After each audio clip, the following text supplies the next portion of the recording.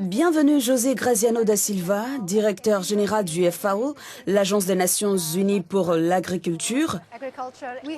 Nous avons assez de nourriture sur la planète pour nourrir tout le monde, mais 800 millions sont encore touchés par la faim. Comment peut-on l'expliquer et pourquoi ce problème tarde à être réglé? Le problème, c'est que les gens qui ont faim ne peuvent pas accéder à la nourriture. Ils ne peuvent pas acheter de la nourriture parce qu'ils ne disposent pas d'argent. Ils sont au chômage, migrants, ou sont de très petits agriculteurs.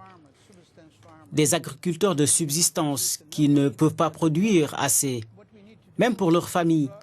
Mais ce que nous devons faire, c'est de leur fournir des moyens d'accéder à la nourriture, ce qui signifie plus de revenus, des emplois, et pour ceux qui sont de petits agriculteurs, augmenter le soutien en matière de technologie, de meilleures semences, de crédit,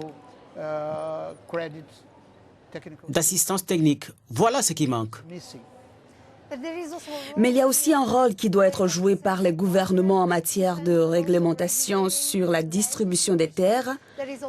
Il y a aussi la question des grandes multinationales qui saisissent des terres pour une production industrielle de la nourriture et les petits agriculteurs, en particulier les femmes, ne peuvent pas faire face à ce genre de compétition. Alors quel est le rôle de l'État en termes de régulation de la production alimentaire? L'accès à la terre et à l'eau. Parce que l'eau est de nos jours encore plus importante que la terre.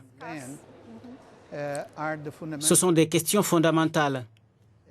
Améliorer cet accès à la terre et à l'eau permettrait de résoudre de près de la moitié le problème des personnes qui ont faim dans le monde. Il y a une autre dimension dans la régulation. La nourriture qui est gaspillée et perdue. Un tiers de ce que nous produisons aujourd'hui est jeté. Parce qu'il est gaspillé sur la table, par exemple, ou dans les supermarchés, ou alors est perdu dans la chaîne de la production au marché, en raison du mauvais stockage ou de mauvais moyens de transport. Donc, toutes ces choses peuvent être améliorées. Cet agenda 2030 a un objectif spécifique pour la faim, mais aussi d'autres objectifs connexes comme la foresterie, les océans, tout ce qui doit être mieux géré pour le bénéfice de tous. Avez-vous bon espoir que dans 15 ans, un grand nombre de progrès seront réalisés? Je le pense. Tout d'abord, parce qu'il est universel.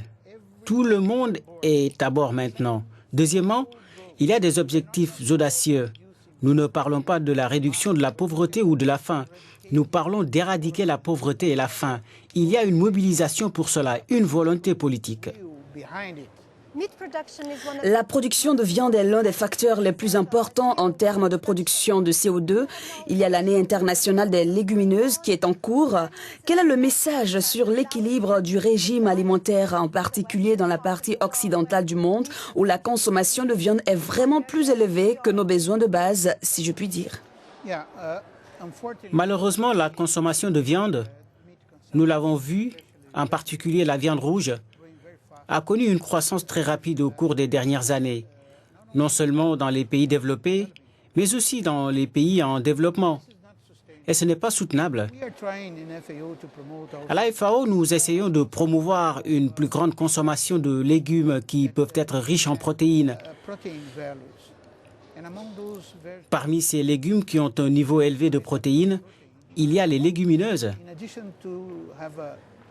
En plus de fournir un niveau élevé de protéines, je parle de 40%, parfois 50%. Les légumineuses sont bénéfiques pour l'environnement et c'est très important, puisqu'elles ont la capacité de synthétiser l'azote qui est dans l'air. Avec les légumineuses, nous renouvelons la capacité du sol. Et nous avons besoin de moins d'engrais chimiques pour produire la même quantité de nourriture. Donc c'est à la fois bon pour l'environnement et bon pour la santé? Bon pour l'environnement et bon pour la santé, c'est cela. Merci beaucoup, monsieur le directeur général du FAO, d'avoir été avec nous. C'était un plaisir, Isabelle.